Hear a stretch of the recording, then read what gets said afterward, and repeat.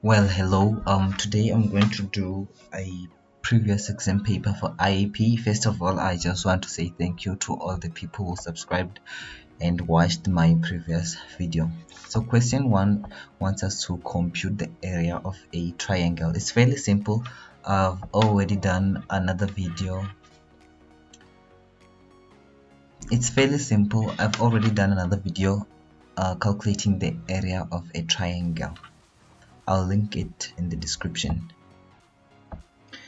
First of all, for this one, you're gonna need to include this header.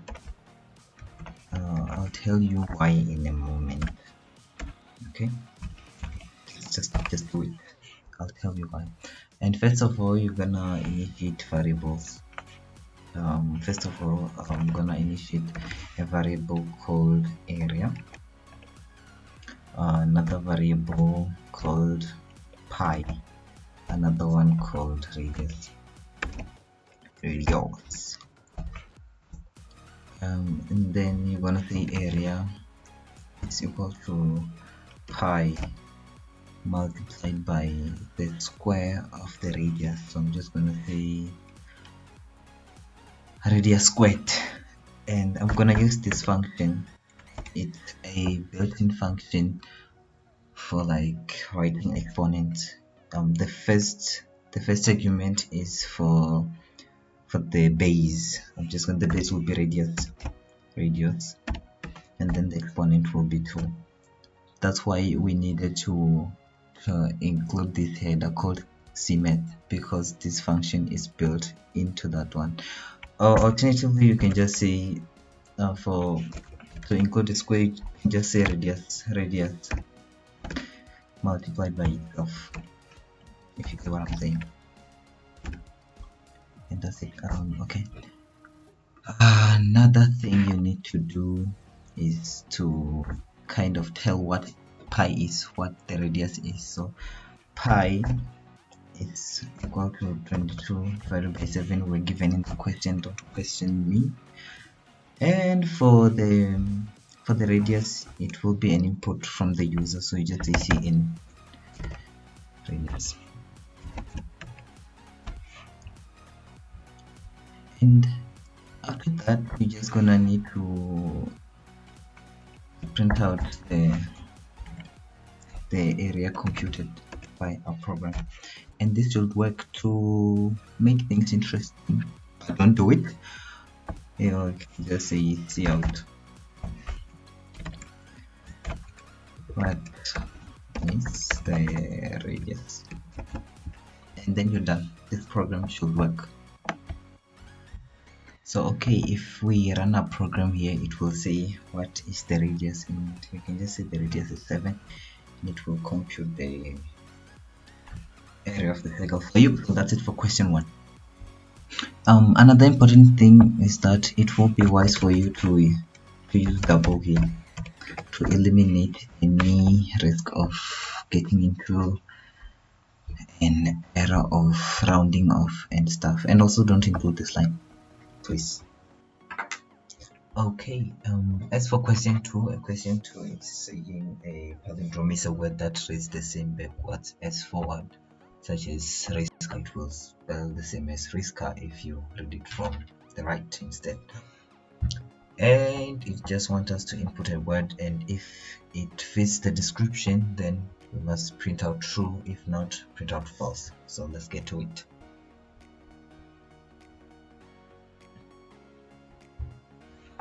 First of all, you will need to include this header. I'll explain why in a bit. It's very useful in this code. So first of all, just declare 2 variables. The first one I'm just gonna call it word, and then the second one I'm just gonna call it rev word. So it's the word in reverse in my sense. After that, we're just gonna input the word from the user, and after that I'm just gonna say that the word in reverse for now is equal to the word. Okay, therefore these two variables will contain the same word that will be inputted by the user. After that, we're gonna have to find a way to reverse the word in the variable revword. So that's where this header comes in, because C++ got us covered. The function just says reverse. It's fairly easy. It just says reverse, and you can just say revword begin. The begin, and it's just a comma rev word dot end, and then this will just reverse the word.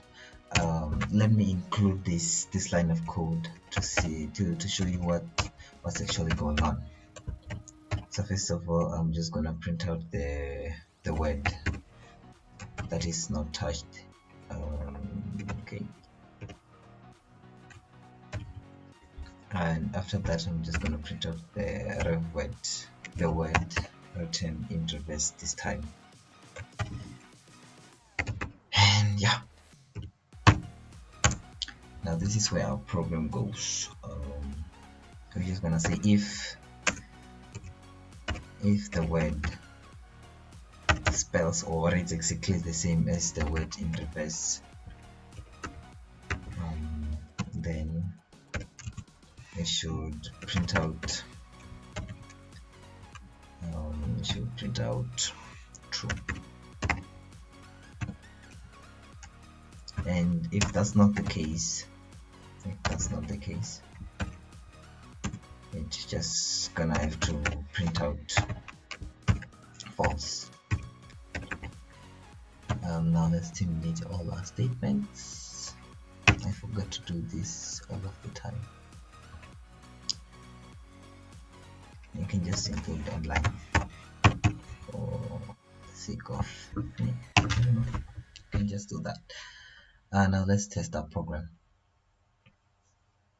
So if we run our program here, first of all, it's gonna need an input. Let's just start with a random word that is not a palindrome. Let's just say walking, and then it's gonna print out that word as it is, and then in reverse this time, and then the end input is gonna say false because it does not spell the same when written in reverse.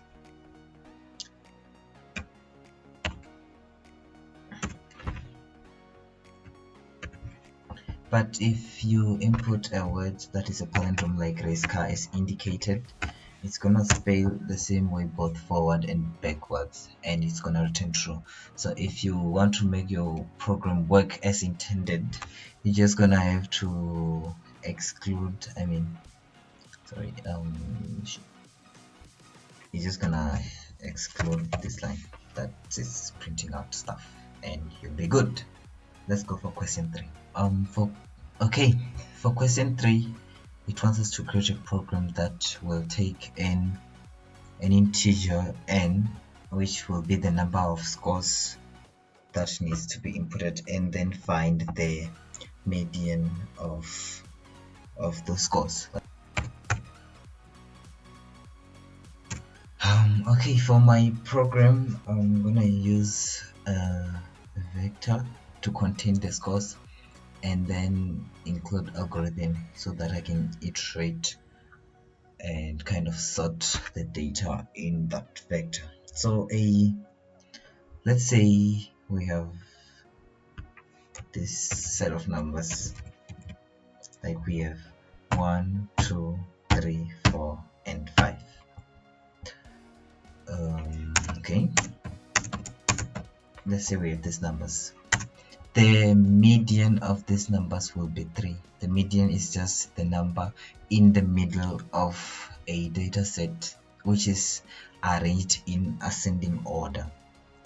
But this will only work if we had an odd number of scores. So if we have kind of like 4 numbers, the median will be equal to the sum of the 2 middle numbers divided by 2. So now let's make our program. So first of all, I'm just gonna initiate a vector, and it's gonna contain float, and let's call it score. After that, we initiate the n, the integer n, which is going to carry the number of scores actually in the data set. And next up, we're just gonna let the user input the value of n, and now we're gonna create this for loop. Just gonna say for integer e or I, you can use any variable equals 0, where that I is less than n, and the increment for I is just 1. Now if let's do this, I'm just gonna say int x, you are initiating a variable which is gonna contain, actually it's gonna contain float to match the data set of our vector there, the data type of our vector there. And after that, you're just gonna take that x, you're just gonna say score dot push back x is gonna take each value of x and put it into our vector up there. That's it for the second part of our code, which is to kind of take all the inputs from the user and put them into the vector itself. And after that, I'm gonna advise you to create another variable out here. I'm just gonna call it median. Okay, it's gonna contain our answer. So you're just gonna say if the number of scores divided by 2 gives us the remainder of 0, then this just means that the number of scores is an even number. If that's so, the median should be equal to the sum of the two middle numbers divided by 2. But here on our case, to get those two middle numbers, we're gonna index from our vector which already contains those numbers. So we're just gonna refer to certain indexes. Just gonna say score, and I'm just gonna say score n divided by 2 is the same as half n.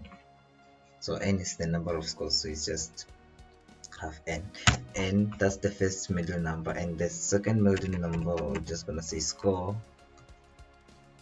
at this index, so it will be the following index from that one will be half n plus 1. So that's when the number of scores is an even number. And if that's not the case, then the number of scores is an odd number. And for an odd number, we just take the number in the middle of our data set. Before that, let me add this. I kind of need to do it now, because to get the median, data has to be arranged in ascending order. So we're just gonna say sort and say like the name of our vector, score dot begin, comma, comma here, and then just say score dot end. Now our vector will be containing the scores in ascending order, so we can work with our mean, if you get what I mean, our median, if you get what I'm saying. And we were coming to the odd number kind of scenario. It's just the index that is in the middle. And actually I made a mistake here. It has to be the first middle number has to be half n minus 1, and then the second one should be just half n. And to come to the odd number scenario, the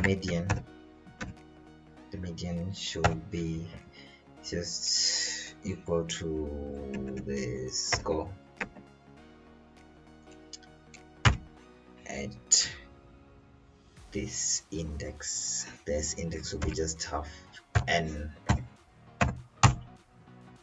because in mathematics it would be n divided by 2 plus 1, but here, because the indexing starts from 0, you're also gonna have to subtract a 1, and it will just lead back to n. So now we are done.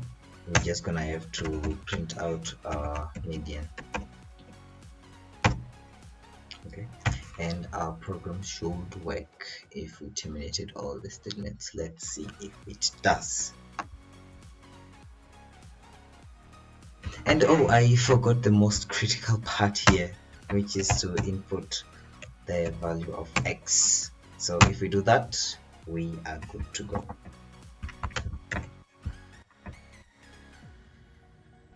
So after I compile the program, if we take the sample input, for example this one, it says 4 numbers, which were 3, 2, 1 and 4. It says the median is 2.5.